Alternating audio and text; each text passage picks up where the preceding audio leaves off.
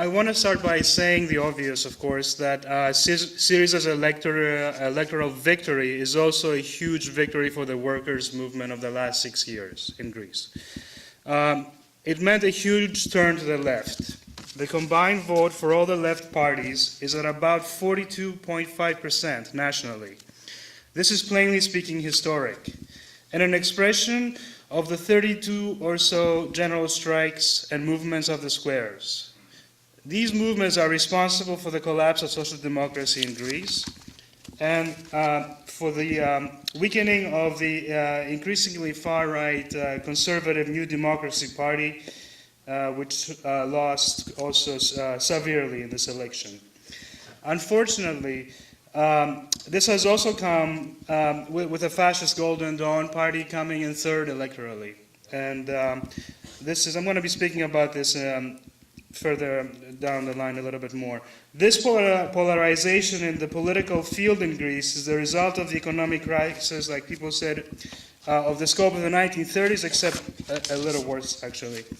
As Syriza battles with the EU and a compromise of sorts is underway, we need to see that the demands of working people are met by this admittedly left radical government.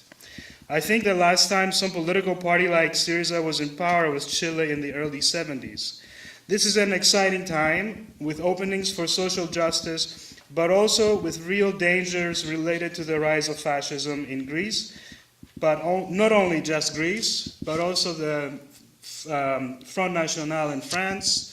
Other far-right xenophobic racist parties have made gains, as well as the radical left. So this is something we need to keep in mind. Some questions need to be asked about the Greek debt and the Eurozone. And simply saying that we support Syriza against the European bankers is of course true and necessary, and I think everybody really has to be behind that. They need to be defended, but we have to do some other things, and we have to say some more things after that. We need to go a few steps further, because the key issue here, in my opinion, is the debt. A debt that has been paid back many times over in terms of the amount owed. We're talking about here interest payments on that debt, and for the largest part. As we have talked about before, you know, the bailout money would reach Greece, stay in the bank for not even 24 hours. Overnight, the next morning, it hits the bank in Berlin immediately, or, you know, wherever the European banks were that the money came from. So the money never hit the ground in Greece, which is you know, a great sort of swindle, if you want to call it that. So, as even, you know, Paul Krugman in the New York Times only a week ago or so, he became the latest economist, one of the many who are all saying that Syriza needs to go further in challenging the debt issue itself, and not just make a haircut, as it is called, but now the discussion is possibly recognizing up to 67% of the debt. That was the word yesterday by Iannis Varoufakis, the finance minister. Again, this might change because things are changing very fast. So don't get, you know, if tomorrow it's another number, you know, I can't be held responsible for that. But as of today, this is what the discussion is.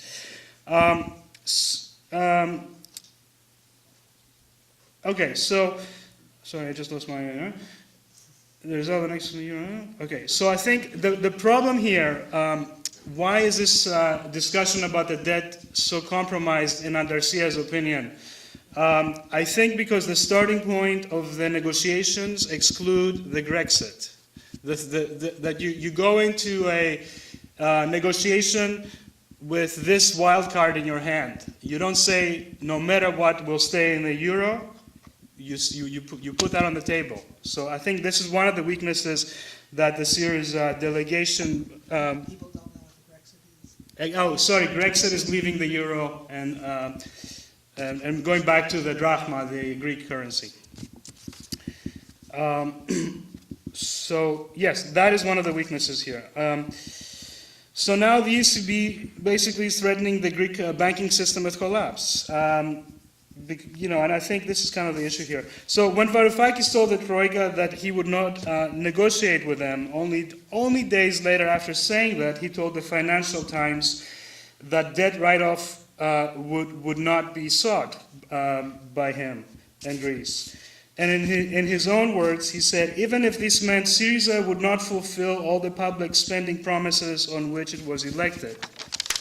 Today, Kostas Lapavitsas, the economist who is also an MP with Syriza, contradicted Varoufakis and said that this seems to be in contradiction to Syriza's position of cancellation of all memoranda agreements. So I'm only bringing that up just to say that the issue itself of the debt is not resolved within Syriza. There is obviously, the official party line, but there is also about 30% of the party which is comprised of the left platform that does not want to stay in the euro and stay and wants to not pay back the debt. So in essence, what this means, I think, officially right now, the official Syriza line is that it has moved away from the 2012 position of all the cancellations of the memoranda. Officially, as I explained, there is not agreement on that within the party.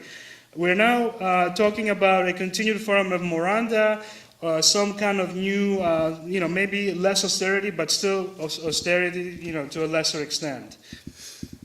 Oh, shoot. Okay. Faced with these developments, simply supporting Syriza against the bankers is not enough. I want to see... Yeah, so the way, in my opinion, to understand what is happening with Syriza right now is that it's caught between, on the one hand, the Troika and the European Central Bank, and on the other hand, a very powerful and persistent workers' movement that has made Syriza the government. And this is the dynamic, that this government is being pulled by these two forces, and this is how I think we need to frame this situation. And at the same time, the EU is completely terrified of Syriza because precisely of what it represents. The people who brought Syriza to power have also brought Podemos in a very similar position. And a major confrontation with Syriza at this point it would be a very big problem for Europe, because there is an anti-austerity sentiment that has clearly, not just with the election of Syriza, but if you look, Podemos, Sinn Féin in Ireland, there's fights over privatization attempts of water in Ireland. Recently there was an explosive general strike in Belgium. Another important element here is the makeup of... Okay, I'm not going to go into that, I'm sorry, I'm running out of time. You saw what happened to Alan. Yeah. I just want to say here, Andersia's role is one of left opposition to this government. It's a difficult role to play because Andersia is a relatively small force, but the Communist Party has checked out of this struggle regretfully. Instead of playing that role with Andersia and other activists, they are going to wait for their turn to come, another catastrophic policy from the Communist Party.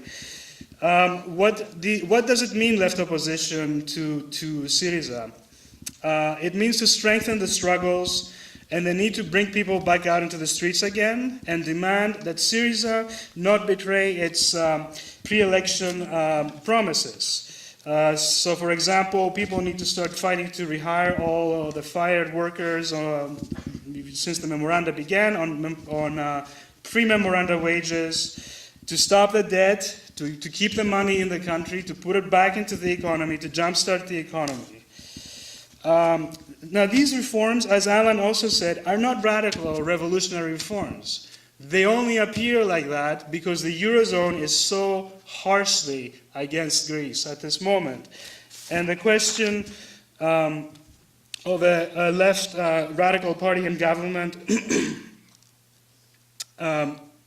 its success the success of Syriza really depends on the entry into of people into the equation, of movements back again. I want to say also, as I mentioned earlier, that Golden Dawn has is still a factor, despite the fact that half of the leadership is in prison, facing accusations of running a criminal organization. And I think that is something we need to worry about. Clearly, the anti-fascist movement must continue in the streets, not just in the court. So going forward, Andalusia is calling on February 11th a demonstration to try to make Syriza's promise to reopen ERT again. ERT was the Greek BBC, and it was shut down illegally by the previous government. So these are examples of what that left opposition would look like for Andalusia. That demonstration with syndicalists from the ERT union. On the 12th, Andalusia is going to be joining other activists to a march again, to the EU offices in Athens, to keep reminding the EU that the Greek people, and not just Syriza, is what they have to square with at the end of the day. And I'm gonna, how am I doing? 1 minute. One more, the important thing about anti-fascist work is that it must continue. On March 21st, it's going to be again International Day Against Fascism. And we're going to try to unite anti-fascist forces across Europe to strengthen the anti-fascist movement. And in places, not just Greece, but France, the UK with UKIP, Sweden even has a Nazi party that almost got 10% of the vote. Hungary, fascists are gaining ground where the left is weak, and everybody in New York City, and I think in Chicago, there'll be other actions, hopefully in other cities, against Golden Dawn and fascism. Thank you.